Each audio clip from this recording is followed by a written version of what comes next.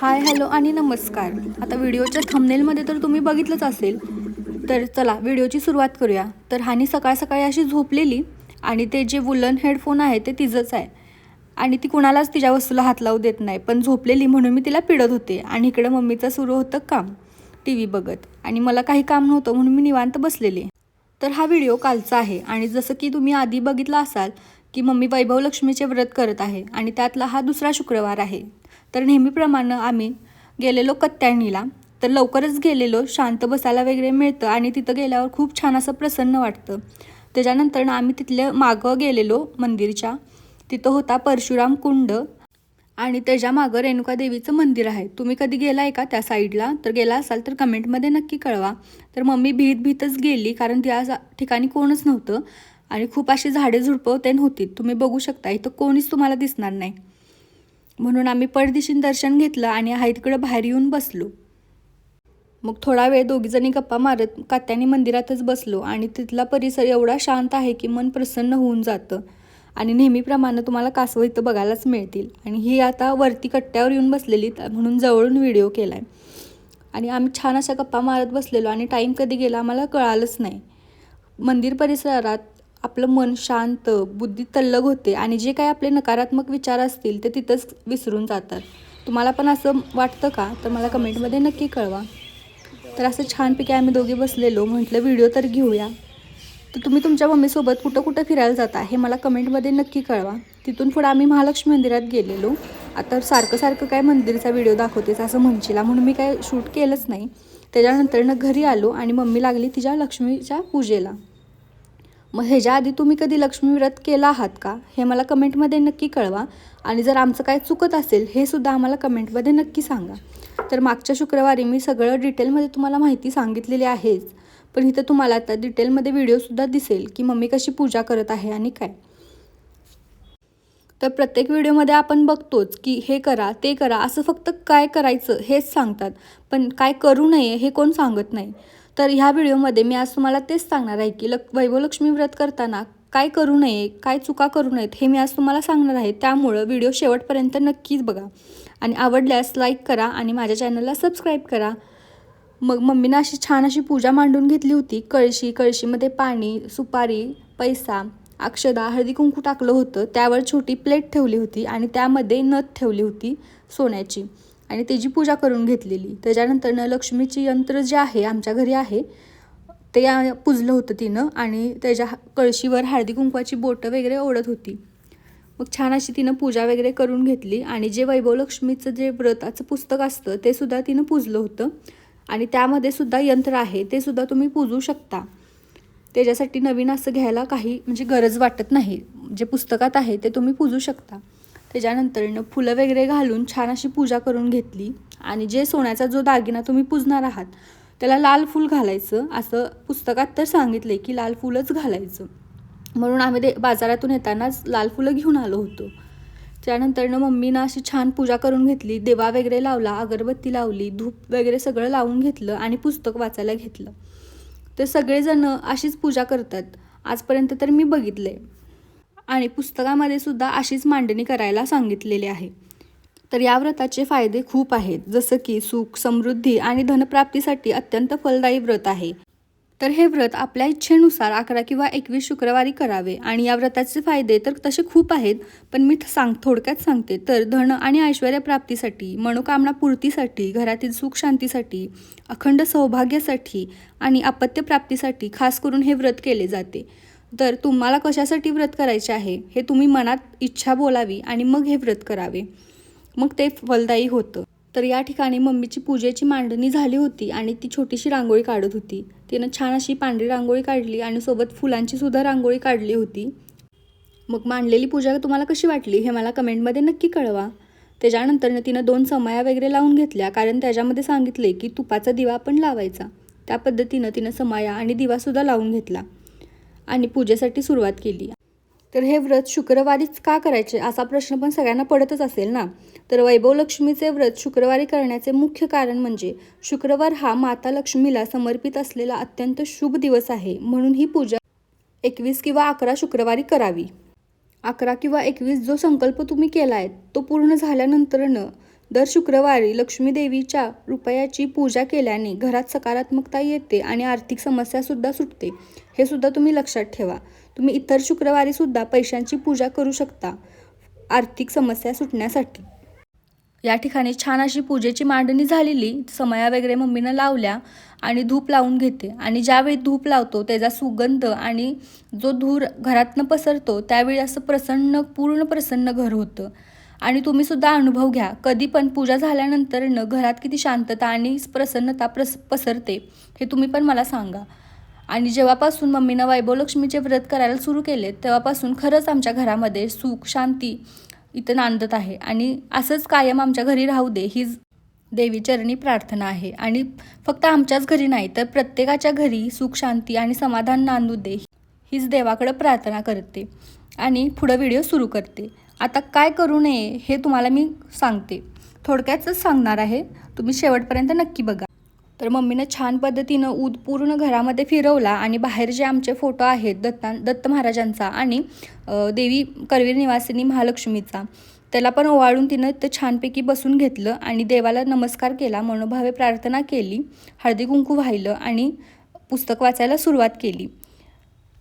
वैभवलक्ष्मी पूजेत काही गोष्टी करणे निषिद्ध मानले जाते. ते कोणते ते मी पुढं सांगते. पुस्तक वाचायला सुरू करण्याआधी श्री लक्ष्मी मातेचे स्तवन आपण वाचावे. तर चला सोबत म्हणूया. लाल कमळामध्ये वास्तव्य करणाऱ्या शोभादायक अशा प्रचंड किरणांयुक्त असणाऱ्या संपूर्ण लाल असणाऱ्या आरक्त वस्त्र परिधान करणाऱ्या श्री भगवान विष्णूला प्रिय असणाऱ्या मनाला आनंद देणाऱ्या समुद्र मंथनामधून प्रकट झालेल्या विष्णुपत्नी असणाऱ्या कमळातून जन्मलेल्या अतिशय पूजनीय असणाऱ्या हे श्रीलक्ष्मी माते तू माझे रक्षण कर असा स्तवनाचा पाठ करावा. पण त्याच्या आधी ज्या पुस्तक आपण वाचणार आहे त्यामध्ये लक्ष्मीची काही रूपे आहेत त्या सगळ्यांना मनोभावे वंदन करावे आणि मगच सुरुवात करावे.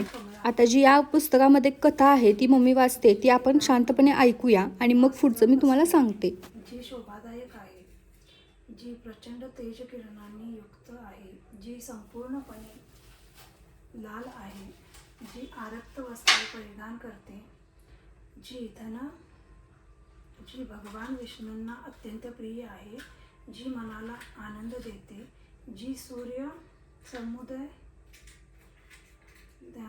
समुद्र मंथनातून प्रकट झालेली आहे, जी स्वतः विष्णूची पत्नी आहे, जी कमळातून जन्मलेली आहे आणि जी अतिशय पूज्य आहे, अशी हे महालक्ष्मी माझे रक्षण कर. फार मोठे शहर होते. त्या शहरात लाखो लोक राहत होते. पूर्वीच्या काळी लोक एकमेकांच्या संगतीत राहत आणि बसत उठत असत. पण नव्या जमान्यात माणसाचा स्वभावच वेगळा बनलेला आहे. या शहरातली सगळी माणसे आपापल्या कामात मग्न होते. काहींना तर कुटुंबातल्या माणसांचीही पर्वा नव्हती. भजन कीर्तन भक्ती परोपकार दया माया वगैरे सांस्कृतिक गोष्टीही कमी झाल्या होत्या. दुराचारांना पार नव्हता. दारू जुगार रेस सट्टा व्यभिचार चोरी वगैरे अनेक गुन्हे शहरात सर्रास होत होते. अशी एक म्हण आहे की हजारो निराशेच्या गोष्टीत एक अमर आशा लपलेली असते. त्याप्रमाणे शहरात इतका मोठा दुराचार असूनही त्यात काही चांगली माणसेही राहत होती. अशा चांगल्या माणसात शीला आणि तिचा पती यांचा संसार गंधला जात होता. शीला वृत्तीने धार्मिक आणि संतुष्ट होती. तिचा पतीही विचारी आणि सुशील होता. ती पती-पत्नी इमानदारीने जगत होती. ती कधी कोणाची निंदा नालस्ती करीत नसत आणि ईश्वर भक्तीत सुखाने कालक्रमणा करीत. आदर्श असा त्यांचा संसार होता आणि शहरातले लोक त्यांच्या संसारी जीवनाची वाखाणी करताना थकत नसत. शीलाचा संसार याप्रमाणे सुखात चालला होता. पण म्हणतात ना, कर्मगती काही निराळीच असते.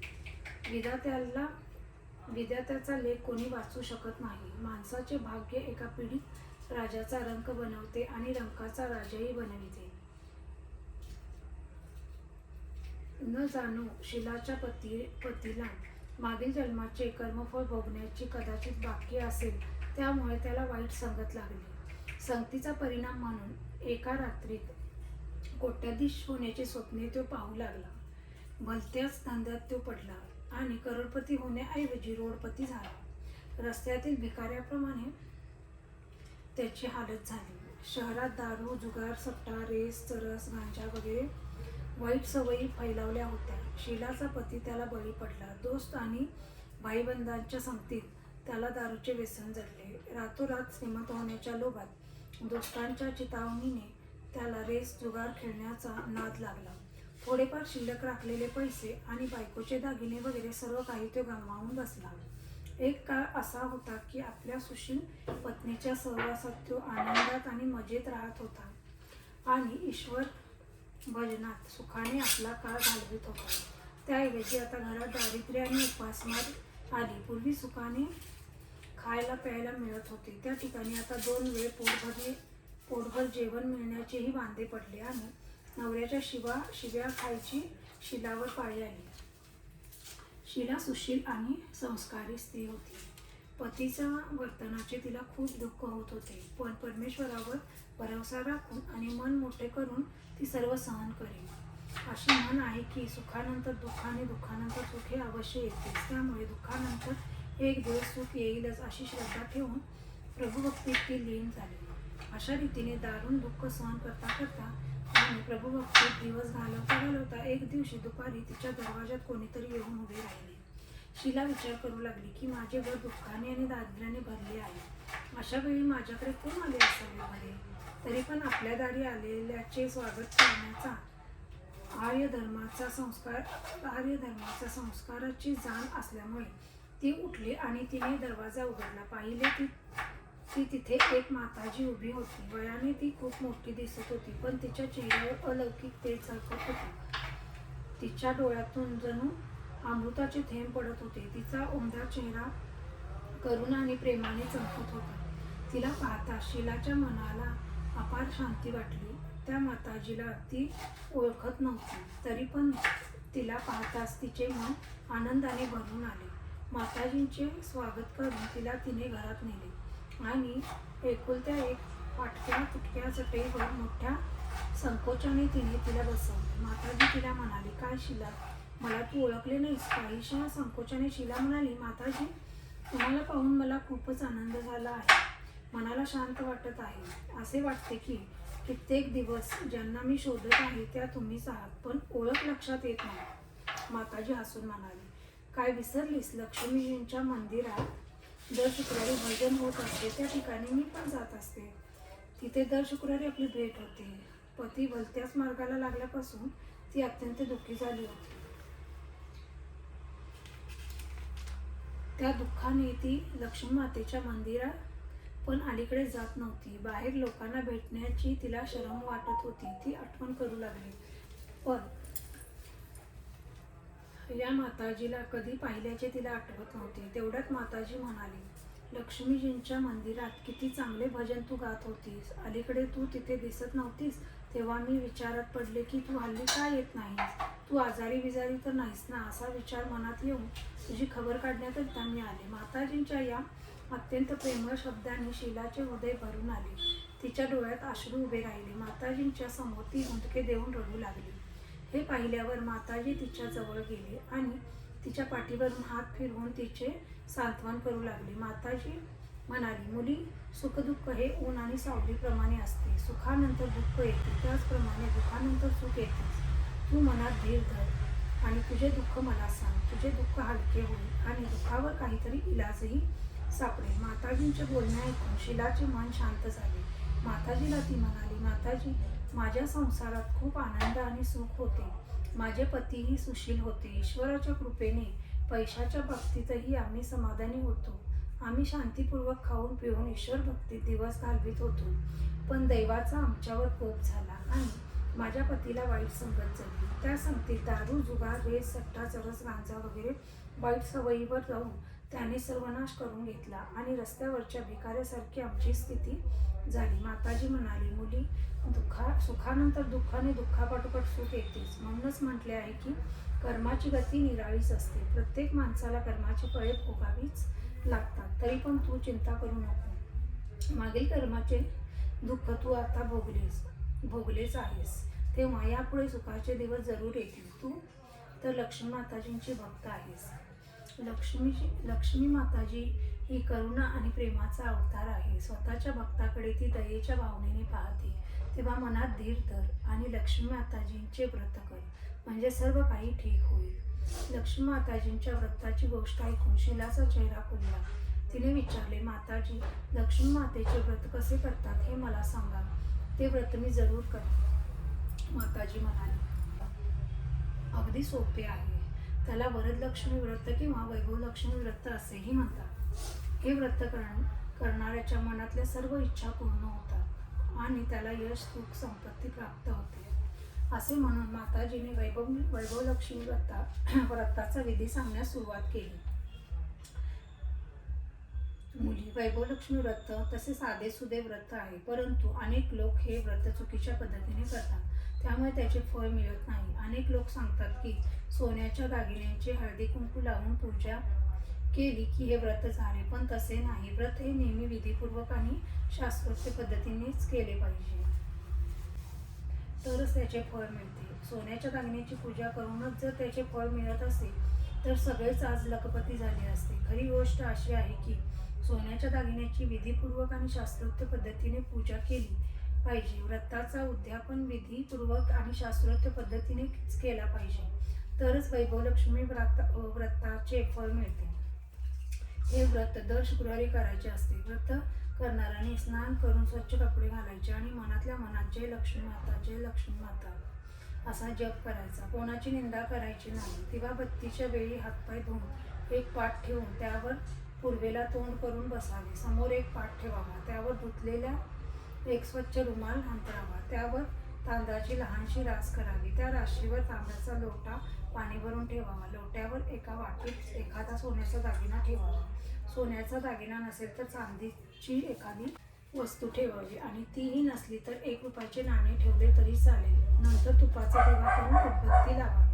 लक्ष्मी मातेची अनेक स्वरूपे आहेत. लक्ष्मी माता श्री यंत्रानेच संतुष्टात होते, तेव्हा वैभवलक्ष्मी व्रत करणाऱ्याने प्रथम श्री यंत्राची आणि लक्ष्मी मातेच्या विविध स्वरूपांचे अंतःकरणपूर्वक दर्शन करावे. या पुस्तकात मागे श्री यंत्र आणि लक्ष्मी मातेचा विविध स्वरूपाचे फोटो दिलेले आहेत. त्यानंतर लक्ष्मी स्तवनाचा पाठ म्हणावा. नंतर वाटीतल्या दागिन्यांची किंवा रुपयाची हळदी कुंकू लावून पूजा करावी व लाल रंगाचे फूल वाहावे.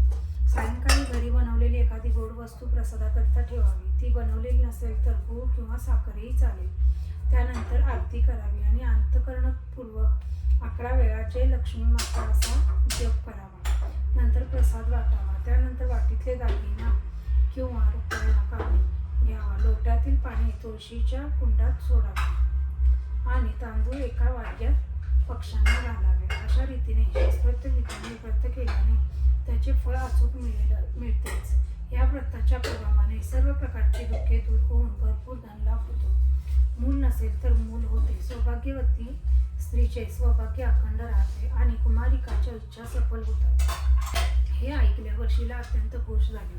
ती माताजीला म्हणाली, माताजी, तुम्ही मला वैभवलक्ष्मी व्रताचा जो विधी सांगितला तो मी जरूर करेन, पण हे व्रत किती वेळा करायचे आणि त्याचे उद्यापन कसे करायचे ते कृपा करून मला सांगा. माताजी म्हणाली, अनेक लोक सांगतात की व्रत कसेही करावे, पण ते बरोबर नाही. वैभवलक्ष्मी व्रत ते लक्ष्मी मातेचे व्रत आहे. ते 11 किंवा 21 शुक्रवार करायचे असते. जितक्या शुक्रवारचा आपण संकल्प केला असेल तितके शुक्रवार हे व्रत करायचे. व्रताच्या शेवटच्या शुक्रवारी शास्त्रोक्त विधीप्रमाणे व्रताचे उद्यापन करायचे. शेवटच्या शुक्रवारी दर शुक्रवारी करतो त्याप्रमाणे पूजा विधी करून नारळ ओवाळायचा, पण त्या दिवशी खिरीचाच प्रसाद करायचा. त्यानंतर 7 कुमारिका किंवा सुवासिनी स्त्रियांना हळद कुंकू लावावे आणि भेट म्हणून वैभवलक्ष्मी व्रताची एक पुस्तिका आणि खिरीचा प्रसाद द्यायचा. नंतर धनलक्ष्मी स्वरूप माताजींच्या फोटोला वंदन करायचे. लक्ष्मी मातेचे हे स्वरूप वैभव प्रदान करणारे आहे. मातेला वंदन केल्यानंतर मनोमन प्रार्थना करायची की हे धनलक्ष्मी माता, मी अंतःकरणपूर्वक वैभवलक्ष्मी व्रत केले आहे. माझे कल्याण कर, माझ्या इच्छा पुऱ्या कर. निर्धनांना धन दे, निसंतानांना संतान दे, सौभाग्यवतीचे सौभाग्य अखंड राहावं, कुमारिकाच्या इच्छा पूर्ण कर, तुझे व्रत करणाऱ्यांना सुख परत दे. ही अशी व्रतकथा आहे, तुम्ही ऐकलं आत्ता. ती व्रतकथा ऐकल्यानंतर ना आपल्याला सुद्धा असं वाटतं की हां बाबा, जशा ह्यांच्या इच्छा पूर्ण झाल्यात तशा आपल्या मनातल्या सुद्धा इच्छा पूर्ण होतील आणि आणि अतिउत्साहानं आपण हे व्रत करायला सुरू करतो. त्याच्यानंतर मम्मीनं जशी व्रतकथा वाचली तशी पुढं त्यांचे अनुभव आहेत जे पत्रामार्फत त्यांनी लिहिले होते ते आहेत या पुस्तकामध्ये. मग ते सुद्धा तिनं वाचून घेतली जरा जास्त उत्साह येण्यासाठी. तुम्ही पण हे अनुभव वाचता का हे मला कमेंटमध्ये नक्की कळवा. आणि जर तुम्ही व्रत केले असाल आणि तुमची कुठली इच्छा पूर्ण झाली असेल हे सुद्धा मला कमेंटमध्ये नक्की कळवा. आता हे व्रत करताना कोणत्या गोष्टी करू नयेत हे मी तुम्हाला सांगते. तर ज्या दिवशीपासून आपण व्रत सुरू करणार त्या दिवशीपासून आपण दर शुक्रवारी उपवास करतो. उपवासाचे नियम पाळावेत, रागवू नये किंवा कोणाबद्दल वाईट विचार करू नये किंवा वाईटसुद्धा बोलू नये. आणि दर शुक्रवारी जसं उपवास करणार तसं आंबट पदार्थ खाऊ नयेत. मांसाहार तरी टाळावाच. आणि जर पुरुष हे व्रत करणार असतील आणि जर त्यांना अल्कोहोलची सवय असेल तर ते सुद्धा त्यांनी टाळावं. निदान शुक्रवारचं तरी करू नये. आणि जर तुमची इच्छा असेल तर हे व्रत पूर्ण म्हणजे तुमचा जो संकल्प असेल 11 किंवा 21 शुक्रवार तर तेवढे दिवस जर पाळले तर अतिउत्तमच आहे. आंबट पदार्थ टाळावे. म्हणजे आंबट पदार्थ म्हणजे आपण शाबूच्या खिचडीमध्ये लिंबाचा रस पिळतो तर ते टाळावं. स्वच्छता राखावी. देवघर आपलं घर शांत आणि स्वच्छ असावं. घरामध्ये कोणताही वादविवाद करू नयेत. शक्यतो पूजा करताना किंवा व्रताचे जे पुस्तक आहे ते वाचताना घरामध्ये शांतता असावी. आता आमच्या घरी मी जेवण करत होते त्यामुळे जरा दंगा आणि हानी असल्यामुळे जरा दंगा झाला होता, ते तुम्हाला ऐकायला आलं, त्याच्यासाठी सॉरी. आणि अशुद्धता पण टाळावी. जर अशुद्ध अवस्थेत पूजा करू नयेत. स्नान करूनच पूजा करायची असते. वाईट विचार किंवा रागावर नियंत्रण असावं. कुणाबद्दल वाईट शब्द बोलू नये, कुणाची निंदा करू नये त्या दिवशी. आणि चुकीचा नैवेद्य दाखवू नये. गोडाचा नैवेद्यच दाखवावा, इतर कोणताही नैवेद्य दाखवू नये, कारण तो चालत नाही. उपवास तोडताना संकल्प केलेला 11 किंवा 21 शुक्रवारांच्या आधी व्रत सोडू नये. हे कायम लक्षात ठेवा. जेव्हा जेव्हा तुम्ही व्रत करणार तर ह्या गोष्टी कायम तुम्ही टाळा, जेणेकरून त्याचे फळ तुम्हाला लवकरात लवकर मिळेल. आणि तुमचा अनुभव पण मला नक्की शेअर करा. तर आत्तापर्यंत मी जी माहिती सांगितली ती तुम्हाला उपयुक्त वाटते का किंवा नाही हे मला कमेंटमध्ये नक्की कळवा. आणि माझ्या चॅनलला सबस्क्राईब करा जर माझे व्हिडिओ आवडत असतील तर. आणि ह्याच्याबद्दल तुम्हाला माहिती तर मी देतच राहीन, पण दुसरा कुठला टॉपिक असेल ज्याच्याबद्दल तुम्हाला डिटेलमध्ये माहिती हवी असेल तर ते सुद्धा मला कमेंटद्वारे कळवा, जेणेकरून मी तुम्हाला सगळी माहिती त्याबद्दल देऊ शकते. अशा पद्धतीनं तुम्ही व्रत करा. तुमचीसुद्धा मनातली इच्छा असेल तर ती पूर्ण होईल आणि तुमच्या घरातसुद्धा सुख, शांती, समाधान नांदेल. आणि माझा व्हिडिओ जर आवडला असेल तर लाईक करा, जेणेकरून मला आणि मोटिवेशन मिळेल तुमच्यासाठी नवीन नवीन व्हिडिओ बनवण्यासाठी आणि तुमच्यापर्यंत जास्तीत जास्त माहिती पोचवण्यासाठी. त्यासाठी तुम्ही माझ्या चॅनलला लाईक करा, शेअर करा आणि सबस्क्राईब करा नक्की. आणि जर इंस्टावरून बघत असाल तर फॉलो नक्की करा. आणि माझे व्हिडिओ जे आहेत ते लॉंग व्हिडिओ मी कधीतरीच टाकते आणि शॉर्ट व्हिडिओ माझे रोज असतात, त्यामुळे तुम्ही ते बघूच शकताय. शॉर्ट व्हिडिओमधून सुद्धा खूप छान माहिती मिळते. आणि त्यामध्ये मी रेसिपीजसुद्धा टाकते, कारण मम्मीला माझ्या रेसिपी करायची खूप आवड आहे म्हणून. आणि मम्मीचीच इच्छा होती की तिचं चॅनल असावं, पण ते काही जमलं नाही म्हणून मी माझं चॅनल सुरू केले. त्यामुळे तुम्ही मला सपोर्ट करा, हीच तुमच्याकडं रिक्वेस्ट आहे. त्याच्यानंतर मम्मीनं सगळे जे चमत्कार झालेले ते पत्राच्या मार्फत पुस्तकाच्या मागं लावले, ते वाचून घेतले. त्याच्यानंतर छान अशी आरती केली. आणि मम्मी जवळ पूजा करत होती तर मी सगळं जेवण करून घेतलं होतं, त्यामुळं काही टेन्शन नव्हतं. त्यामुळं काल शुक्रवार लवकर आम्ही सोडला, म्हणजे मम्मीनं सोडला. आणि जेवणात मी केलेलं ढबू मिरचीची भाजी, जी भरून ढबू मिरची असते ती केली होती. शिरा केला होता गोडमध्ये. तर देवीला खीर जास्त आवडते, त्यामुळे शक्यतो जास्त करून खीरच करत जावा, पण गडबडीमध्ये मी शिरा करून ठेवलेला. आणि चपाती, वरण, भात असं साधं जेवण केलं होतं सगळं छान पद्धतीनं. आणि चांगलं पण झालं होतं मेन म्हणजे. मम्मीला पण आवडलं. त्याच्यानंतर मम्मीनं पुस्तक वाचून घेतलं, आरती केली, नैवेद्य दाखवला. आणि सगळ्या घरातल्यांनी तो नैवेद्य खायचा असतो, त्यामुळं सगळ्या घरातल्यांना तो प्रसाद म्हणून दिला आणि जेवण करून घेतलं. तर आज पुरतं एवढंच. भेटूया उद्याच्या व्हिडिओमध्ये. तर लाईक करा, शेअर करा, सबस्क्राईब करा. मी सारखं सांगते त्यामुळे करा. आणि धन्यवाद.